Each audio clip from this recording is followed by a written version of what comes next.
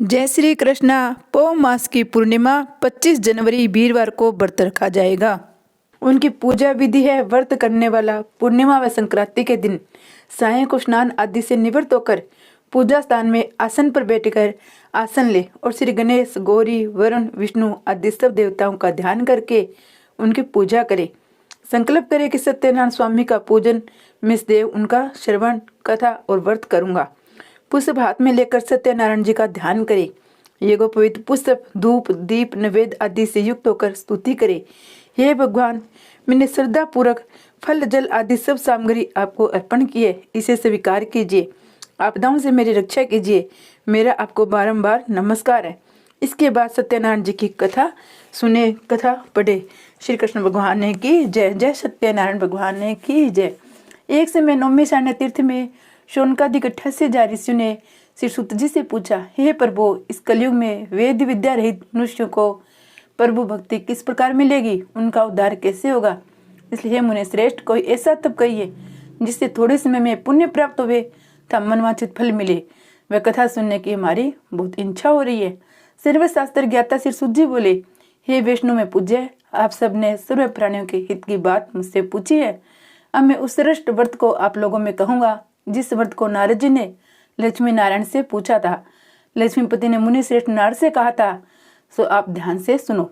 एक समय योगीराज नारद जी दूसरों के हित की इच्छा से अनेक लोकों में घूमते हुए मृत्यु लोक में आ पहुंचे। वहाँ बहुत योनियों में जन्मे हुए प्राय सभी मनुष्यों को अपने कर्मों के द्वारा अनेक दुखों से पीड़ित देखकर किसी यत्न के करने से निश्चय इनके दुखों का नाश हो सकेगा, ऐसा मन में सोचकर विष्णु लोक को गए।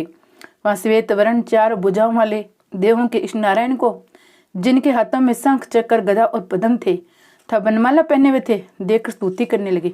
हे भगवान, आप अत्यंत शक्ति से संपन्न है। मन तथा वाणी भी आपको नहीं पा सकती। आपका आदि, मध्य और अनंत नहीं। वाणी भी आपको नहीं पा सकती। निर्गुण स्वरूप सृष्टि के आदि, बुद्धि व भक्तों के दुखों को नष्ट करने वाले हो। आपको मेरा नमस्कार है। नारद जी से इस प्रकार की स्तुति सुनकर विष्णु भगवान बोले, हे मुनि श्रेष्ठ, आपके मन में क्या है? आपका यहाँ किस काम के लिए आगमन हुआ है? आप निसंकोच मुझसे कहो। तब नारद मुनि बोले, मृत्यु लोक में सब मनुष्य जो अनेक योनियों में पैदा हुए हैं, अपने अपने कर्मों के द्वारा अनेक प्रकार के दुखों से दुखी हो रहे हैं। हे नाथ, मुझ पर दया रखते हो तो बताइए, उन मनुष्य के सब दुख थोड़े से प्रयत्न से कैसे दूर हो सकते हैं? श्री विष्णु भगवान जी बोले, हे नारद, मनुष्यों की भलाई के लिए तुमने बहुत अच्छी बात पूछी है। जिस काम के करने से मनुष्य मोह से छूट जाता है वह मैं कहता हूँ, आप सुनो।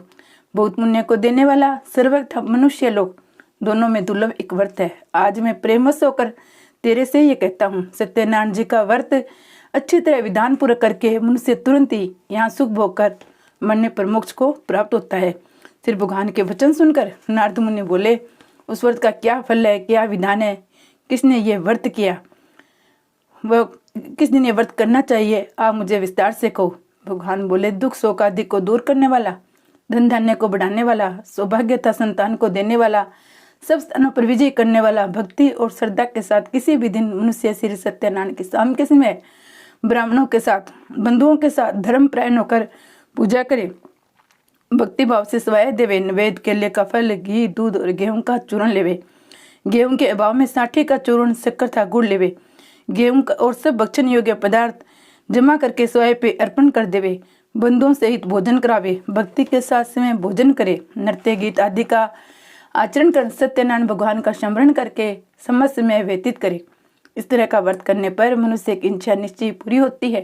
विशेषकर कली काल में भूमि पर ही मोक्ष का सरल उपाय है। सत्यनारायण व्रत कथा का प्रथम अध्याय समाप्त। दूसरा अध्याय। सूजी बोले, हे ऋषियों, जिसने पहले समय इस व्रत को किया है उसका इतिहास मैं तुमसे कहता हूँ, ध्यान से सुनो। सुंदर काशीपुरी नगरी में एक अति निर्धन ब्राह्मण रहता था। वह भूख और प्यास से बेचैन हुआ नित्य पृथ्वी पर घूमता था। ब्राह्मणों को प्रेम करने वाले भगवान ने ब्राह्मणों को दुखी देखकर बूढ़े ब्राह्मण का रूप धर उसके पास जा आदर के साथ पूछा, हे विपर, नित्य दुखी हुआ पृथ्वी पर क्यों घूमता है? हे श्रेष्ठ ब्राह्मण, ये सब मुझसे कहो, मैं सुनना चाहता हूँ। ब्राह्मण बोला, मैं बहुत निर्धन ब्राह्मण हूँ, भिक्षा के लिए पृथ्वी पर फिरता हूँ। हे भगवान, यदि आप इसका उपाय जानते हो तो कृपा करके मुझसे कहो। वृद्ध ब्राह्मण बोला, सत्यनारायण भगवान मनवांछित फल को देने वाले हैं, इसलिए ब्राह्मण तो उनका पूजन कर, जिसके करने से मनुष्य सब दुखों से मुक्त होता है। ब्राह्मण का सारा व्रत का विधान बताकर बूढ़े ब्राह्मण का रूप धारण करने वाले सत्यनारायण भगवान अंतर्ध्यान हो गए। जिस व्रत को वृद्ध ब्राह्मण ने बतलाया मैं उसको करूंगा, ये निश्चय करने पर उसे रात में नींद भी नहीं आई। वह सवेरे उठा, सत्यनारायण के व्रत का निश्चय कर भिक्षा के लिए चला। उस दिन उसको भिक्षा में बहुत धन मिला, जिससे बंधु बांधवों के साथ उसने सत्यनारायण का व्रत किया। इसके करने से वह ब्राह्मण सब दुखों से छूटकर अनेक प्रकार की संपत्तियों से युक्त हुआ। उसमें से वह ब्राह्मण हर मास व्रत करने लगा। इस तरह सत्यनारायण भगवान के इस व्रत को जो करेगा वह सब पापों से छुटकर मोक्ष को प्राप्त होगा। आगे जो पृथ्वी पर सत्यनारायण का व्रत करेगा वह मनुष्य सब दुखों से छूट जाएगा। इस तरह नारद जी ने नारायण को कहा, वह यह व्रत तुमसे का है, हे विप्रो, मैं बोर क्या कहूँ। ऋषि बोले, हे मुनीश्वरो, संसार के इस ब्राह्मण से सुनकर किस किसने इस व्रत को किया, हम वह सब सुनना चाहते हैं। इसके लिए हमारे मन में श्रद्धा है। सूजी बोले, हे मुनियो, जिसने इस व्रत को किया है वह सब सुनो। एक समय वह ब्राह्मण धन और ऐश्वर्य के अनुसार बंधु बांधवों के साथ व्रत करने को तैयार हुआ। उसी समय एक लकड़ी बेचने वाला बुढ़ा आया। बाहर लकड़ियों को रखकर ब्राह्मण के मकान में गया। प्यास से दुखी लकड़हार ने उसको व्रत करते देखकर लकड़हारा ब्राह्मण को नमस्कार कर कहने लगा, आप ये क्या कर रहे हो, इसके करने से क्या फल मिलता है, कृपा करके मुझसे कहिए। ब्राह्मण ने कहा, सब मनोकामनाओं को पूरा करने वाला ये सत्यनारायण भगवान का व्रत है। इसकी कृपा से मेरे यहाँ धन धान्य आदि की वृद्धि हुई है। ब्राह्मण से इस व्रत के बारे में जानकर लकड़हारा बहुत प्रसन्न हुआ। चन्ना मत ले प्रसाद खाने के बाद अपने घर को गया।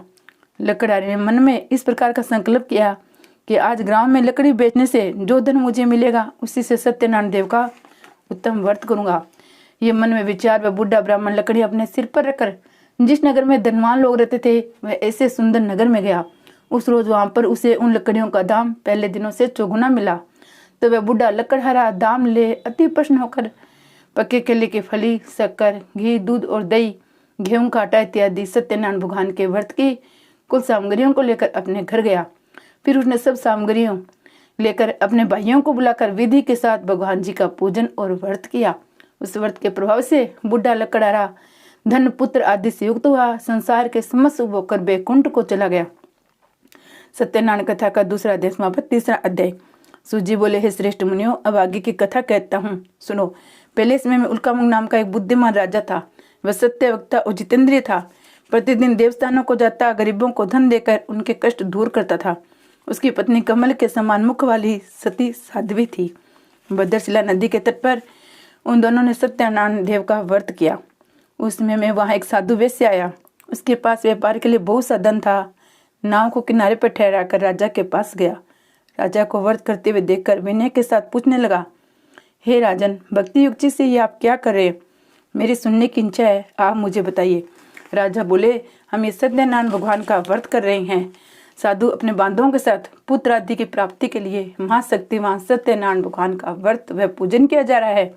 राजा के वचन सुनकर साधु आदर के साथ बोला, हे राजन, मुझसे इसका सब विधान को, मैं भी आपके कथानुसार इस व्रत को करूंगा। मेरी भी कोई संतान नहीं है, इससे निश्चय होगी। राजा से सब विधान सुनकर व्यापार से निवृत्त हो आनंद के साथ घर गया। साधु ने अपनी स्त्री से संतान देने वाले उस उत्तम व्रत का समाचार सुनाया और कहा, जब मेरी संतान होगी तब मैं इस व्रत को करूंगा। साधु ने ऐसे वचन अपनी स्त्री लावती को कहे। ये जन्म की स्त्री लावती पति के साथ आंधी तो सांसारिक धर्म में प्रवृत्त होकर सत्यनारायण भगवान के कृपा से गर्भवती हो गई। 10वें महीने में उसकी एक सुंदर कन्या का जन्म हुआ। दिन दिन वह इस तरह बनने लगी जैसे शुक्ल पक्ष का चंद्रमा बढ़ता है। कन्या का नाम लीलावती रखा गया। तब लीलावती ने मीठे शब्दों में अपने पति से कहा, आपने जो संकल्प किया हुआ था भगवान का व्रत करूंगा, अब आप उसे करिए। साधु बोला, हे विपर, प्रिय, इसकी वह पर करूंगा। अपनी पत्नी को आश्वासन दे वह नगर को गया। कलावती पितर गृह में वृद्धि को प्राप्त हो गई। साधु ने जब नगर में सखियों के साथ अपनी पुत्री को देखा तो तुरंत ही दूत बुलाकर कहा, पुत्री के वास्ते कोई सुयोग्य वर देकर लाओ। साधु की आज्ञा पाकर दूत कंचन नगर पहुंचा और वहां पर बड़ी खोज कर देखभाल कर लड़की के वास्ते सुयोग्य वणिक पुत्र को ले आया। उस सुयोग्य लड़के को देखकर साधु ने अपने भाई बंधुओं सहित प्रसन्नचित अपने पुत्र का विवाह उसके साथ कर दिया। किंतु दुर्भाग्य से वह किसमें भी इस व्रत को करना भूल गया। तब श्री भगवान क्रोधित हो गए, श्राप दिया, तुम्हें दारुण दुख प्राप्त होगा। अपने काम में कुशल साधु बनिया अपने जमाता सहित समुद्र तट के समीप रत्नगर पहुंचे। वहां दोनों ससुर ज्वाई चंद्रकेतु राजा के नगर में पहुंचे। व्यापार करने लगे। एक रोज भगवान सत्यनारायण की माया से प्रेरित कोई चोर राजा का धन चुराकर सिंघर जा रहा था, किंतु पीछे से राजा के दूतों को आता देखकर चोर ने घबराकर भागते भागते धन को वहीं चुपचाप रख दिया। जब वे दोनों ससुर जो ठहरे हुए थे, तब दूतों ने उस साधु वेश्या के पास राजा के धन को रखा देखकर दोनों को बांध कर ले गए। प्रसन्नता से दौड़ते हुए राजा के समीप जाकर बोले, ये 2 चोर हम पकड़ कर लाए हैं, देखकर आज्ञा दे। राजा की आज्ञा से उनको कठिन कारावास में डाल दिया गया। उनका धन राजा ने छीन लिया। उसी श्राप द्वारा उसकी पत्नी भी घर पर बहुत दुखी हुई। घर पर जो धन रखा था वह चोर चुरा कर ले गए। शारीरिक व मानसिक पीड़ा से भूख प्यास से दुखित हो अन्न की चिंता में कलावती एक ब्राह्मण के घर गई। वहां उसने सत्यनारायण का व्रत होते देखा। वहां उसने कथा सुनी, प्रसाद ग्रहण कर रात को घर आई। माता ने कलावती से कहा, हे पुत्री, दिन में कहाँ रही, वह तेरे मन में क्या है? कलावती बोली, माता, मैंने एक ब्राह्मण के घर सत्यनारायण व्रत का व्रत देखा है। कन्या के वचन सुनकर लीलावती भगवान के पूजन की तैयारी करने लगी। लीलावती ने परिवार व बंधुओं सहित भगवान का पूजन किया। ये वर मांगा कि मेरे पति और दामाद सिंह घर आ जावे। प्रार्थना की, हम सबका अपराध क्षमा करो। सत्यनारायण भगवान इस वर से संतुष्ट हो गए। राजा चंद्रकेतु को स्वप्न में दिखाई दिए और कहा, हे राजन, दोनों बंदी वैसे प्रार्थी छोड़ दो। उन सब का जो धन तुमने ग्रहण किया है दे दो, नहीं तो तेरा धन, राज्य, पुत्र आदि सब नष्ट कर दूंगा। राजा का ऐसा वचन कहकर भगवान अंतर ध्यान हो गए। प्रातःकाल राजा चंद्रकेतु ने सभा में अपना सपन सुनाया। दोनों वणिक पुत्रों को कैद से मुक्त कर सभा में बुलाया। दोनों ने आते ही राजा को नमस्कार किया। राजा मीठे वचनों से बोले, हे महानुभाव, भाग्यवश ऐसा कठिन दुख प्राप्त हुआ है, अब कोई भय नहीं। ऐसा कहकर राजा ने उनको नए नए वस्त्राभूषण पहनाए। उनको जितना धन लिया था उससे दुगना धन देकर विदा किया। दोनों वेश्या अपने घर को चल दिए। सत्यनारायण कथा का 3 अध्याय समाप्त। 4 अध्याय। सूत जी बोले, वेश्या ने मंगलाचार करके यात्रा आरंभ की। अपने नगर को चला। उनकी थोड़ी दूर पहुंचने पर दंडी वेशधारी सत्यनारायण से उनसे पूछा, हे साधु, तेरे नाम में क्या है? अभिमानी मणि हंसता हुआ बोला, हे दंडी, आप क्यों पूछते हो? क्या धन लेने किंच है? मेरे नाम में तो बेल था, पत्ते आदि भरी है। वेश्या का कठोर वचन सुनकर भगवान ने कहा, तुम्हारा वचन सत्य हो। ऐसा कहकर दंडी वहां से चले गए। कुछ दूर जाकर समुद्र के किनारे बैठ गए। दंडी के जानने पर वेश्या ने नित्य क्रियाक्रम करने के बाद नाव को ऊंची उठी देकर चंबा किया। नाव में बेल्ट आदि पत्ते देकर मूर्छित तो जमीन पर गिर पड़ा। फिर मूर्छा खुलने पर बहुत शोक करने लगा। तब उसका दामाद बोला, आप शोक न करिए, दंडी का श्राप है, अतः उनकी शरण में चलना चाहिए, तभी हमारी मनोकामनाएं पूर्ण होगी। दामाद के वचन सुन दंडी के पास गया। अत्यंत भक्ति भाव से नमस्कार करके बोला, मैंने जो आपसे सत्य वचन कहे थे उसको क्षमा करो। ऐसा कहकर भगवान मान शोकातुर रोने लगा। तब दंडी भगवान बोले, हे वणिक पुत्र, मेरी आज्ञा से तो बार बार तुम्हें दुख प्राप्त हुआ है, तो मेरी पूजा से विमुख हुआ है। साधु बोला, हे भगवान, आपकी माया से मोहित ब्रह्मा आदि भी आपकी रूप को नहीं जानते, तब मैं अज्ञानी कैसे जान सकता हूँ? आप प्रश्न होइए, मैं सामर्थ्य के अनुसार आपकी पूजा करूंगा, मेरी रक्षा करो। पहले के समान नौका में धन भर दो। उनके भक्ति युक्त वचन सुनकर भगवान प्रसन्न हो गए।